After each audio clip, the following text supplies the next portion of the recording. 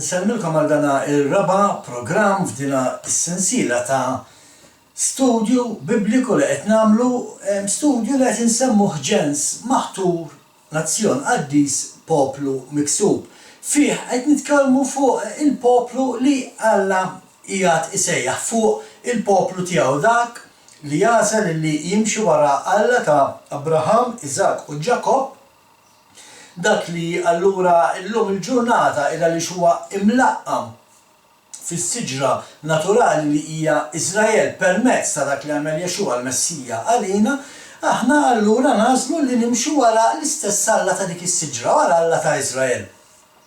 U biex timxi wara Alla ta' Iżrael, l-istess ħaġa li tkun qed tagħmel meta timxi wara Jexua għalilna imxu warajja. Araw jiena kif qed ngħixu u għejxu kif qed ngħix jien. U għaldaqstant aħna rridu nqimu l-Alla bil-mod li kien iqimu Jexua, rridu nersqu lejn Alla kif kien jersaq lejh Jexua. Rridu nadurawh bħalma kien jadurah Jexua fis-sens li rridu naraw l-istruzzjonijiet tiegħu x'qegħdin jgħidu u rridu nimxu ma' l-istruzzjonijiet ta' Alla. U dan huwa dak it-tagħlim li qed nagħmlu poplu illi Alla ħatar ġifri Alla għażel għalih innifsu, Alla għażlu taħ liġi u qed jgħidu isma' biex tkun il-poplu tiegħi wara dan trid timxi.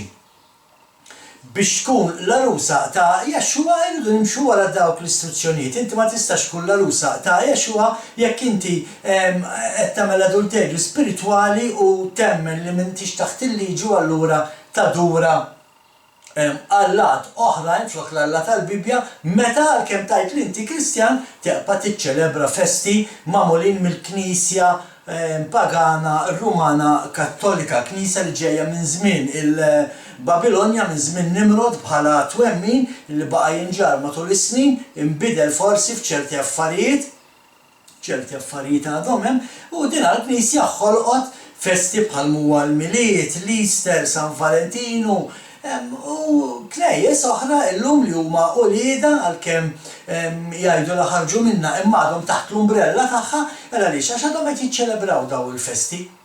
Flok jiċċelebraw il-festi tal-Mulej.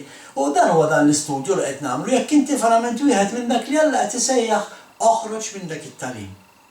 U rajna kif Alla meta jsejħilna biex noħorġu mill-Babilonja jgħaddina midla għad-dawl. Rajna wkoll illi Alla joħroġna minn dak li huwa fals twemmin għarrieq li writna minn missirijietna bħalma jgħidilna il-profeta, jgħidilna twemmin fals biss ritna minn missirijietna, imma llum grazzi l-Mulej ħarġin minna di, il-Mulej tisejjaħ il-poplu tiegħu u min irid jisimgħu Alla tisejjaħ lil kulħadd.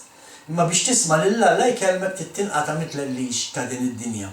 U għalhekk qed jgħidlek oħroġ minnha biex tkun tista' tisimgħu. Illum se nitkellmu fuq punt ieħor interessanti illi jiġri meta Alla isejħilna biex noħorġu mill-Babilonja u ngħaddu għas-saltna tiegħu, biex noħorġu minn ġodlam għal ġoddawl, biex ngħaddu minn dak li hu fals għal verità.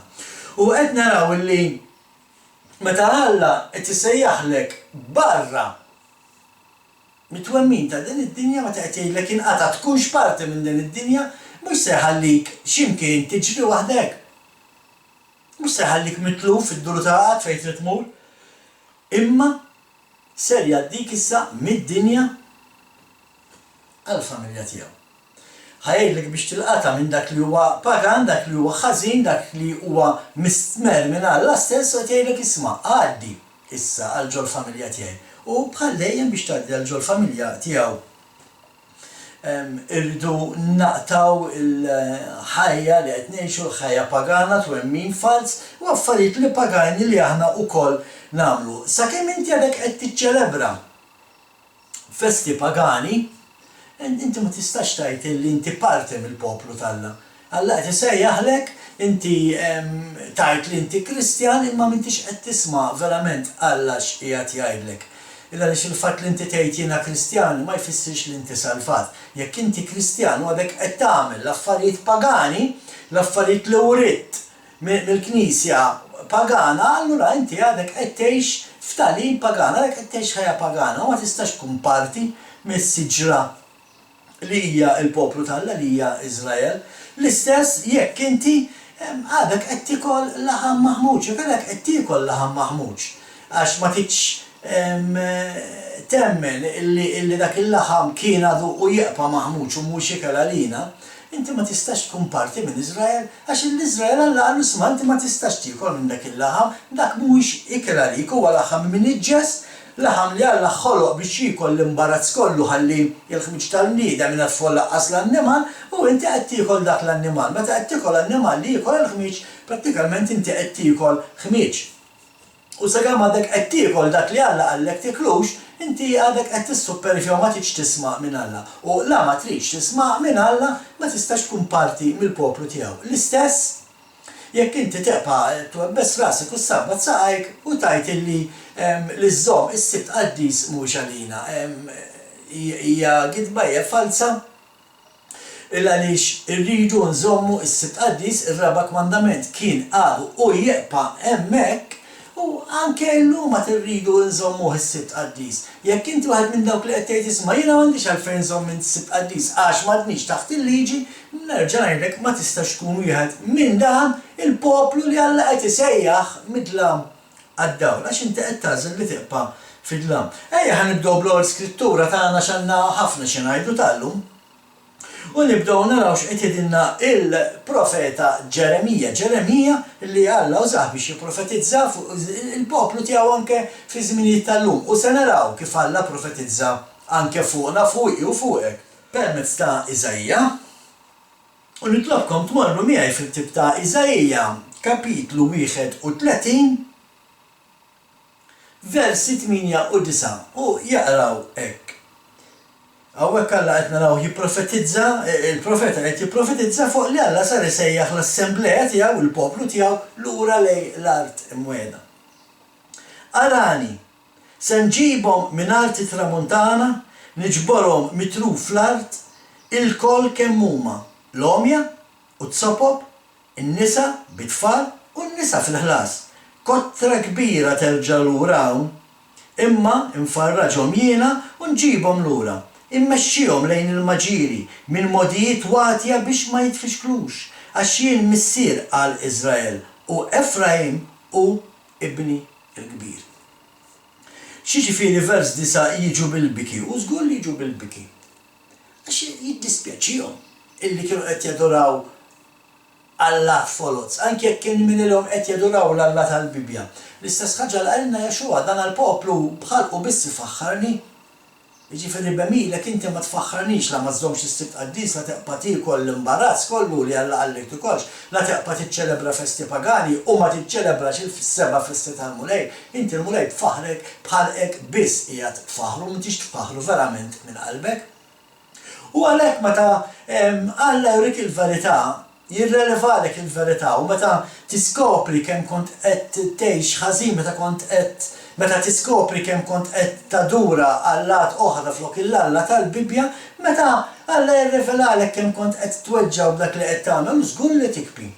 U żgur, imma tinsix Alla jbiddillek il-vistu tiegħek ferħ. Anki dik il-bikja illa li xinti dispjaċut li weġġajt l-Alla mbagħad dik il-bikja ssir bikja ta' ferħa li għax taf li Alla issa ħaffillek, Alla qed isajjaħlek mid-dlam għad-dawl, qed isajjaħlek minn dak li hu fals għal dak li hu verità, qed joħorġok mid-ġon dinja li hija tax-xitan biex idaħlek fil-familja tiegħu. U żgur li mbagħad tikber bil-ferħ. Meta tara l-ħniena tal-Alla, imma biex tasal biex tara l-ħniena tal-Alla trid timxi mal-liġi tiegħu, mal-istruzzjonijiet tiegħu, mal-kelma tiegħu, mat-Tora.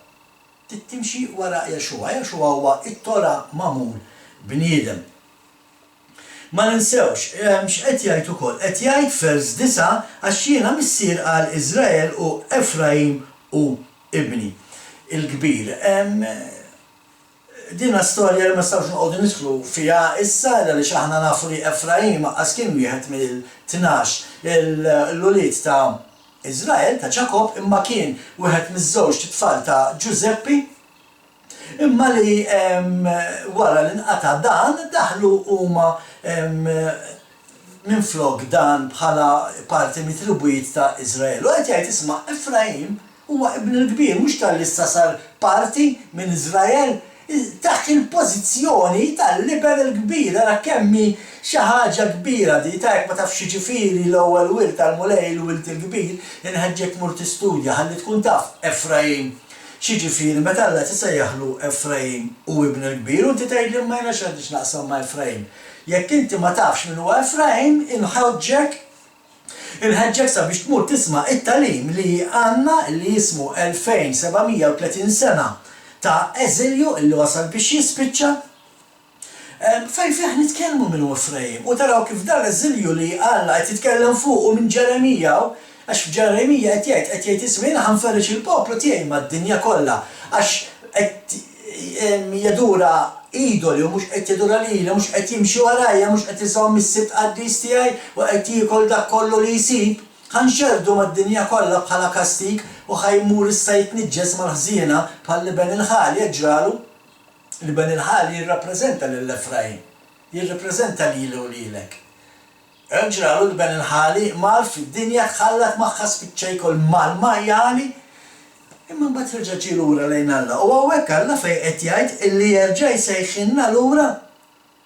Il-Iżrael minn Iżrael, l-Iżrael aħna ferxin mad-dinja kollha. Efraim huwa parti minn Iżrael u interessanti tkunu tafu minn Efraim. Morru għamlu l-istudji u r-riċerki tagħkom ħalli tkunu tafu kif il-Bibja tuħurruh meta tistudja. Imma x'qed naraw f'Ġeremija qed naraw il-mulej qed isejjaħ lura llum il-ġurnata l-poplu tiegħu. Dina il-profesija li qed jagħmel Ġeremija kien qed jagħmilha għall-futur, xi ħaġa li qed isseħħ illum. Aħna qed ngħixu din il-profezija. Min irid jgħixha, min qed joħroġ mid-dinja jimxi wara l-istruzzjonijiet tal-Alla u jidħol fil-familja tal-Alla qed jgħix din il-profezija. Min qed jeqpa' jgħid aħna m'għadniex taħt l-istruzzjonijiet tal-Alla għadu qed jgħix fid-dinja. Din hija xi ħaġa li anke il-profeta Mikea jitkellem fuqha. Mikea li ma nisimgħux tal fuq ta' Mikea huwa profeta żgħir meqjus bħala waħed mill-profeta żgħir, imma fl-opinjoni tiegħi jekk huwa profeta sinjal li Alla użah biex jgħaddilna xi tbeżbiża, xi kelma tajba. U naraw fehm jekk intom tmorru fil-ktieb ta' Mikea u ħanaqra din id-darba mill-verżjoni tal-Bibja li kim sejħa ta' slaleb għaliex għax insomma, nistgħu naqrawhom it-tnejn ukoll ta' mhux problema. Ħanibdew mill-verżjoni ta' slaleb. Mikea kapitlu 2 vers 12. Niġbrok Ġakob, kollok kemm int, niġbor il-fdar ta' Iżrael. Inqedhom flimkien bħal naċ f'maqjel, bħal merħla f'nofs ta' mera. Geġwiġija ta' nies bla ma jibżaw minn ħadd. Issa ħa naqraw xtajt dik ta' Sajdon, l-istess ħaġa se tgħid ta'. Niġma l-Ġakob kollu, niġbor il-fdar ta' Iżrael, inqedhom flimkien bħal naċ f'maqjel bħal merħla f'nofs il-mera igeġġu. L-istess ħaġa qed jgħid hawnhekk. Fidina il-verżjoni ma qed jgħid li Alla se jiġbor il-poplu tiegħu flimkien bħalma jkunu miġbura in-naċ. Poplu wieħed. Imma biex inkunu poplu wieħed bħal naċ irridu nimxu wara raj wieħed. In-naċ ma jmorrux wara kull raj li jaraw fl-alqa. Ma tistax tmur inti f'alqa u ssafrilhom bħalma jsaffallhom ir-raj tagħhom jiġu warajk ta' li t-tisfira tar-raj tagħhom biss jiffollowjaw. U anki aħna bħala poplu tal-Alla rridu nfollowjaw biss raj spiritwali wieħed li dak huwa Jaxua il-Messija. Nafu li Jaxua huwa l-istruzzjonijiet tal-Alla, l-kelma tal-Alla, il-liġi tal-Alla magħmul bniedem. Mela wara l-liġi tal-Alla rridu nimxu bħala familja waħda, bħala poplu wieħed, u qed naraw li daw il-profeti li ma nistudjawhomx ukoll għandhom messaġġi kbar xi waslu għalina il-poplu li qed ngħixu llum fis-sena 2020. Naraw li fi żmien il-profeta Eżra u Neħemija in-nies tal-Alla reġgħu ġew imsejħa billi ikunu pagani biex jirritornaw lura mill-eżilju minn Babilonja. Dak iż-żmien, fi żmien daw il-profeti, kienu qegħdin jgħixu ġew Babilonja. Alla tafagħhom f'Babilonja għaliex għax ma kinux qed jimxu mal-liġi tiegħu. Imma waqt li kienu f'Babilonja xorta baqgħu isegwu l-istruzzjonijiet talla ma telquhomx bħalma għamlu missirijietna meta Alla ferrixhom fid-dinja u Alla qallhom isma' wara 70 sena nerġa' niġborkom lura. U dan naraw anke pereżempju fil-profeta Neħemija jekk immorru fil-ktieb ta' Neħemija kapitlu 1 vers 9 jgħid hekk ara. Imma jekk terġgħu lura għalejja u tħarsu l-praċetti tiegħi u tagħmlu skont ma jgħidulkom imqar jekk l-imxerdin tagħkom ikunu fitlu fi smawit jiena niġborhom u nġibhom fil-post li għażilt biex jammar ismi fih. X'kienet dejjem l-istruzzjoni ta' Alla, l-kundizzjoni ta' Alla x'inhi? Jiena nġibek lura, jekk inti tagħżel li timxi wara l-istruzzjonijiet tiegħi. Mela jekk inti trid li Alla joħorġok mid-dinja pagana li qed tgħix fiha u tkun parti mill-familja t'Alla, mill-poplu t'Alla, trid tagħżel li timxi wara l-istruzzjonijiet tiegħu ma tistax teqpa' tgħid illum il-liġi mhix għalija. Fl-aħħar jiem aħna wkoll prattikalment qed niġu msejħa biex noħorġu minn din is-sistema ħbib tiegħi. Qed naraw x'qed jgħidulna l-profeti. Qed jgħidulna oħorġu minn dik is-sistema babiloniska, oħorġu minn dik il-mentalità, oħorġu minn hemmhekk mentalment, fiżikalment u spiritwalment. Inbidlu minn moħħkom bħalma għedna fit-tieni programm, inbidlu minn moħħkom, inbidlu fiżikalment għodu attenti x'tiklu, tiklux laħam li huwa maħmud u Alla għalilna mhux ikal għalikom. Inbidlu spiritwalment, ħalli verament nibdew nemmnu l-Alla ta' Abraham, ta' Iżak u ta' Ġakob, l-Alla ta' din il-Bibja u mhux l-Alla li jipritka l-bniedem minn fuq il-pulptu. Kemm ħandumu ngħiduh dan id-diskors tiegħi? Qed naraw li bħal darbtejn li ġara qabel ser jerġa' jiġri. U għek firridu noqogħdu attenti tax ħafna jgħidu li l-aħħar żminijiet se jkunu bħal żminijiet ta' Noè. Mhux biss. Ftakru li m'hemm xejn ġdid taħt il-kappa tax-xemx. Dawk l-affarijiet kollha li ġrew bħala eżempju għalina għaliex għax ser jerġgħu jiġru u ejja ma nagħmlux l-iżball li għamlu missirijietna. Qed naraw x'qed jiġri bħalissa x'ġara meta Alla bat il-kastigi fuq l-Eġittu. L-Eġittu xorta ma rridx jaf balla. L-istess ħaġa qed naraw f'dan il-perjodu tal-COVID-19 coronavirus fid-dinja. Huwa kastig li Alla qed juża biex jiġbdilna u dnejna biex jibbeżbiżilna, biex jgħidilna isimgħuni. U n-nies l-istess bħal Farawni qed tagħmel id-dinja ma tiġ tisma' bih. U din hija xi ħaġa profetizzata fil-ktieb tar-Revelazzjoni. Fil-ktieb tar-Revelazzjoni hemm miktub illi iktar ma ħejġu kastigi, iktar in-nies ma jridux jafu balla. M'hemm xejn ġdid taħt il-kappa tax-xemx, dak li kien jerġa' jseħħ u qed narawh jiġri, Alla qed jerġa' imma mhux biss jibgħat il-kastigi, Alla qed jerġa' jsejjaħ il-poplu tiegħu, ejja ma nkunux parti minn dak il-poplu li ma jridx jisma' lil Alla. Ejja verament naraw Alla xi jrid x'qed jgħidilna. Qed jgħidilna biex noħorġu minn dak id-dinja ta' ħmiġ li qed ngħixu fiha u ngħaddu biex ngħixu fil-familja tiegħu biex inkunu parti minn Iżrael. Alla tagħhom ikun Alla tagħna.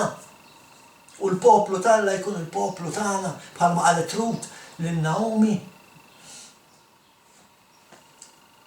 U qed naraw issa x'għandha xi tgħid il-kelma fuq Babilonja bħala simbolu tal-paganiżmu fl-aħħar żminijiet. Dejjem ftakru li l-kelma t'Alla ma tirritornax vojta ħbib tiegħi. Qed naraw li fl-aħħar żminijiet il-paganiżmu huwa l-istess bħalma kien fi żminijiet antiki. Fi żminijiet antiki kien hemm il-Babilonja. Hemm għada. It-twemmin ta' Babilonja hemm għadu rappreżentat mill-Knisja Rumana Kattolika. U minn dawk li ħarġu anke minn taħta li huma wlieda fi jekk il-Knisja Kattolika bħalma jippritkaw. Il-Knisja Evanġelika, jekk il-Knisja Kattolika hija il-prostituti, il-Knisja Evanġelika li hija waħda mill-uliet tal-Knisja Kattolika daqstant hija waħda minn dawk il-prostituti. Ma fiex xi skola kbira biex tifhimha di. Imma qed naraw li Alla qed jgħidilna isma' oħorġu minna ħalli ma tbatux il-kastigi li nitfa' fuq id-dinja, fuq dik is-sistema. U ftakru ħbib tiegħi li l-kelma t'Alla qatt ma tirritorna għandu vojta. Dak li jgħid Alla jagħmlu ġifieri jekk qal isma' ħalli kkastiga d-dinja li d-dinja se jikkastiga. U jekk Alla jgħidlek oħroġ minna kella inti tpatti magħha għal-dnubieta, jekk m'intix ħa toħroġ minna se tpatti magħha fid-dnubieta, fil-kastik. Araw x'jgħid, ktieb tar-Rivelazzjoni kapitlu 18 vers 4, xi ħaġa li bdejna biha fl-ewwel programm. Imbagħad smajt leħen ieħor mis-sema jgħid: oħorġu minna poplu tiegħi biex ma jkollkomx taqsmu magħha fid-dnubieta u biex mill-kastigi tagħha ma tieħdux sem. Xi ħaġa li ħafna jinsowija li meta Alla għalek u ma bdewx in-nies bataw il-kastigi. Meta Alla qallhom isma' ifqu ejxu fl-idolatrija ċan itfakom 70 sena eżilju Babilonja. Baqgħu għaddejjin b'dak li rridu jagħmlu huma u x'għamel Alla tefaħħom għal 70 sena ġewwa Babilonja. Min-naħa l-oħra dak kien it-tribut ta' Ġuda lid-dar ta' Iżrael għallhom jifqu għejxu fil-paganiżmu, jifqu ksur liġi tiegħi, jifqu ma żommux is-sibt qaddis, jifqu kulu laħam maħmux, jifqu ċċelebraw il-festi li tridu intom għax hemm storja kbira fuq il-festi kif bidluhom. Għallhom inkella ħanxarritkom mad-dinja kollha. U hekk għamel. U dan huwa r-riżultat li aħna il-poplu tal-Alla inferxin mad-dinja kollha meta suppost qegħdin kollha ġo Iżrael. Imma illum il-ġurnata l-mulej qed jerġa' jsejħilna, reġa' fetħilna l-bib permezz ta' Jexua l-Messija biex inkunu parti minn Iżrael, inkunu parti minn dik is-siġra naturali. U għad jiġi żmien meta il-mulej ser jiġi, il-mulej mhux ser jiġi joħodna miegħu jitfana x'imkien fil-ġenna u jerġa' jiġi biex jagħmel dak li għandu jagħmel le, meta ser jiġi Jexua, aħna ħammorru nilqgħu fi sħab, ma se nerġgħu ninżlu hawn ngħixu ma' Jexua. Ġerusalem il-ġdida ħadd inżel hawn, minn Ġerusalem se jkun qiegħed imexxi Jexua. Xi darba nagħmlu tagħlim fuq dan il-programm ukoll għax hemm ħafna fuq u speċjalment fejn tidħol dik il-famuża twemmin fals tar-rapture. Anyway, mela, ma ninsewx illi meta Alla jagħmel il-wedijiet iżommhom. U dinha xi ħaġa li ħafna għalkemm jgħidu li fuqha li mhux veru ma jemmnux f'qalbhom. Il għaliex. Għax fejn Alla jitkellem fuq il-wedijiet ħafna huma mhumiex inkorroġġati biex jistudjaw u jaqraw dak il-ktieb għax dak huwa parti mill-liġi. Araw x'jgħid il-ktieb tad-Dewteronomju ħbib tiegħi. Ktieb tad-Dewteronomju kapitlu 30 vers 3 jgħid hekk. Imbagħad il-mulej Alla tiegħek iħenna lik u jbiddillek xortik. U jerġa' jiġbrok minn fost il-ġnus kollha li jkun xerdek fosthom il-mulej Alla tiegħek. Dina xi ħaġa li semmejt anke fl-aħħar programm għalkemm fi skrittura differenti. Imma ħarġa nagħmel il-punt. Iħenna lik minn xiex iħenna lik. Għaliex għandu jħenna lik Alla? U r-risposta hi għaliex inti qed tgħix ħajja fejn qed tikser il-liġi tiegħu kontinwament. Mela Alla qed iħenna lik, issa qed isejjaħlek biex tkun parti mill-familja tiegħu, biex tkun parti mill-familja tiegħu trid tieqaf tikser dik il-liġi, trid tieqaf tikser it-Torah. Trid tieqaf tikser l-istruzzjonijiet tiegħu. Mela allura issa trid timxi mal-istruzzjonijiet tiegħu, trid timxi mal-liġi tiegħu, trid timxi mat-Torah biex tkun parti minn dak li qal Alla.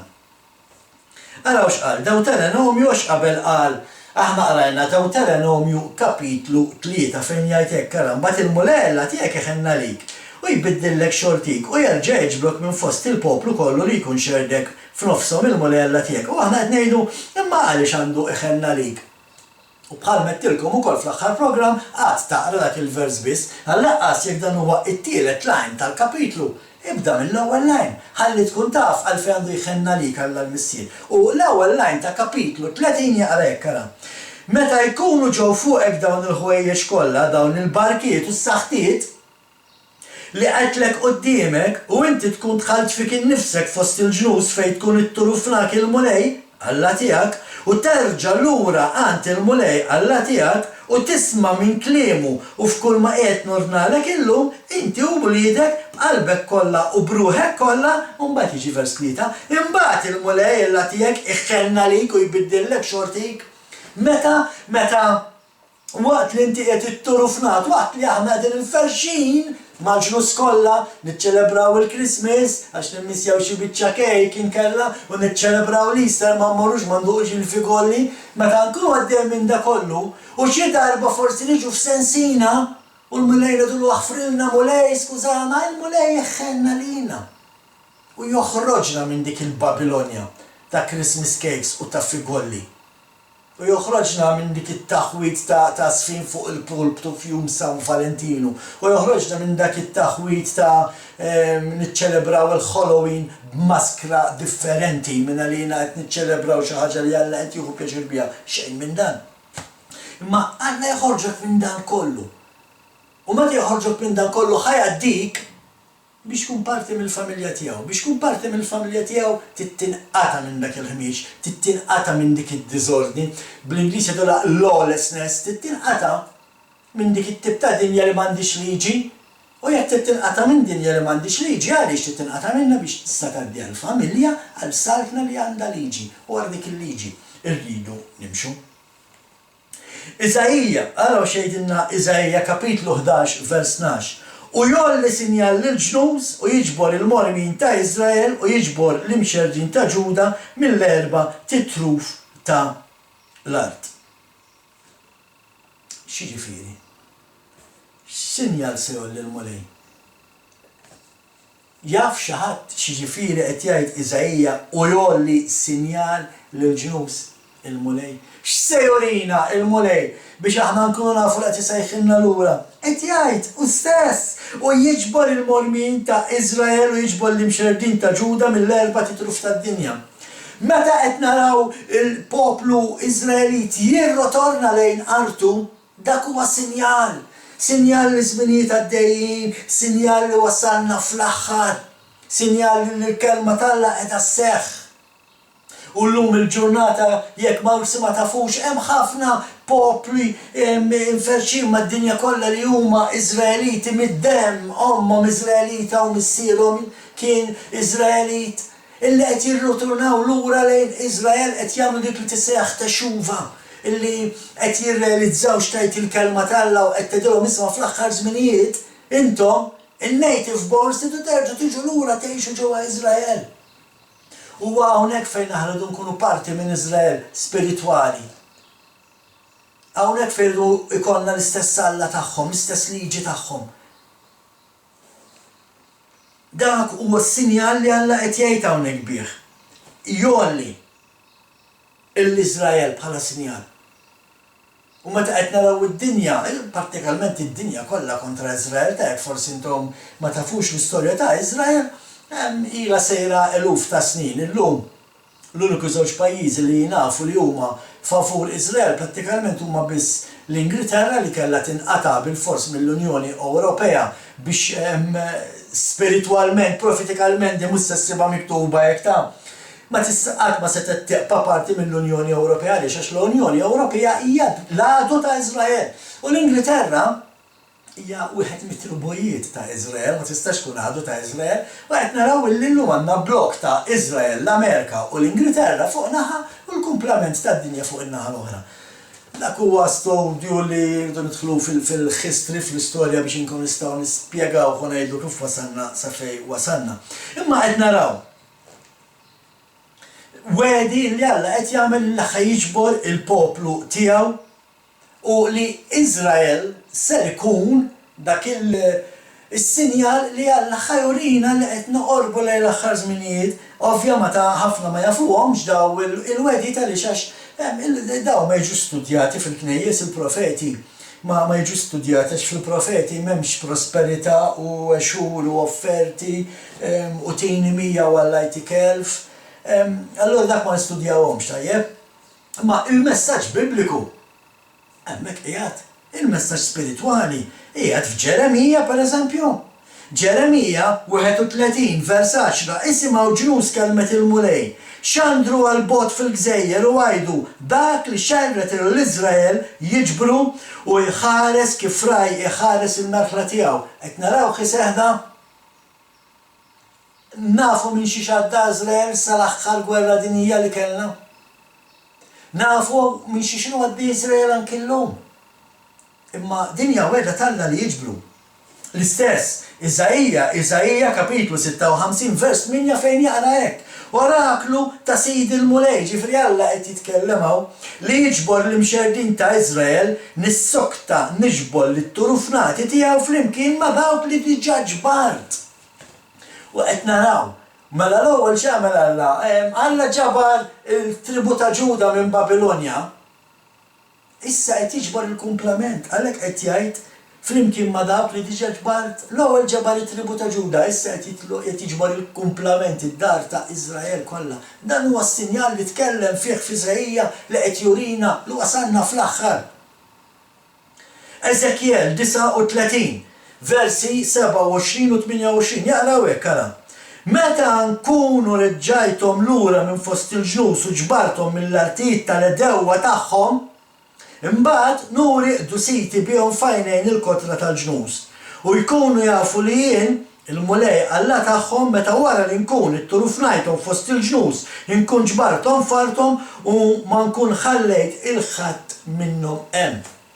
Il-ħadd mhux se jħalli fid-dinja Alla, kollha ħiġborhom ġo Iżrael il-poplu tiegħu. Din hija weda li qed naqraw hawnhekk. Tajjeb qed jgħidha f'Eżekjel. U il-moment li naraw Izrael qed jiġi molli, ħanibdu naraw il-poplu Iżraeliti faħħar il-Mulej, ħanaraw dusitu, qed jgħidilna dak huwa sinjal. Sinjal, għax Alla għallhom jien nqaddiskom jekk iżommu l-liġi tiegħi. Huwa suġġett vast ma nistgħux noqogħdu nitkellmuh fil-ftit ħin li għandna fil-fatt ħanaslu biex nikkonkludu ħbib tiegħi. Infakkarkom illi biex nikkonkludu ħanuża anzi skrittura mit-Testament il-ġdid fejn Alla permezz ta' it-tieni ittra li kiteb l-Apostlu Pawlu lill-Korintin, kapitlu 6 versi 14 u 18 jgħidilna hekk. La tintrabtux mal-pagani taħt madmat wieħed li ma jiġikomx. X'għandkom x'jaqsmu bejniethom il-ġustizzja u l-ħażen, x'xirka hemm bejn dawl u dlam, xi ftehim hemm bejn Kristu u Beljar, jew x'għandu x'jaqsam min jemmen ma' min ma jemminx, x'rabta hemm bejn it-tempju ta' Alla mal-idoli. Aħna t-tempju tal-Alla ħaj, kif jgħid Alla, nammar fosthom, nimxi magħhom, inkun Alla tagħhom u huma jkunu l-poplu tiegħi. Għalhekk, ħorġu minn ġo nofshom u nfirdu minnhom, jgħid il-Mulej. La tmissux li mniġġes u jien nilqakom u nkun għalikom missier u intom tkunu għalija wlied, subilu bniet, jgħid il-Mulej li jista' kollox. Qed jgħidilna tqazzu, inqataw minn din id-dinja. Ma jistax ikollna il-madmat taħna u fuq u tal-oħrajn u isfel, għax ħambatu biex nimxu, ma stawx nimxu flimkien. Jekk inti għadek qed tiekol laħam imniġġes, inti għadek marbut bil-madmat tad-dinja. Jekk inti għadek mhux qed tiċċelebra l-jum qaddis tas-sibt kif suppost, inti għadek marbut bil-madmat mad-dinja. Jekk inti għadek qed tiċċelebra il-miliet u l-Easter u San Valentino u l-Halloween bil-ħallel u l-Japati, inti għadek marbut mal-madmat tad-dinja. Allum ser nifqu f'dan il-programm ħbib tiegħi naħseb li l-messaġġ li kellna waslu f'dan l-istudju wassalnieh ma nistgħux inkunu aktar ċari minn hekk. Bħalma dejjem ngħidilkom ħbib tiegħi qatt toqgħodu fuq dak li jgħid il-bniedem, oqgħodu biss fuq dak li hemm miktub. U bħal dejjem f'isem sħabi ta' Malta Messjanika nixtiequlkom il-ġid, l-għena u s-saħħa f'isem is-Situ Salvatur Dana Jexua il-Messija. Shalom.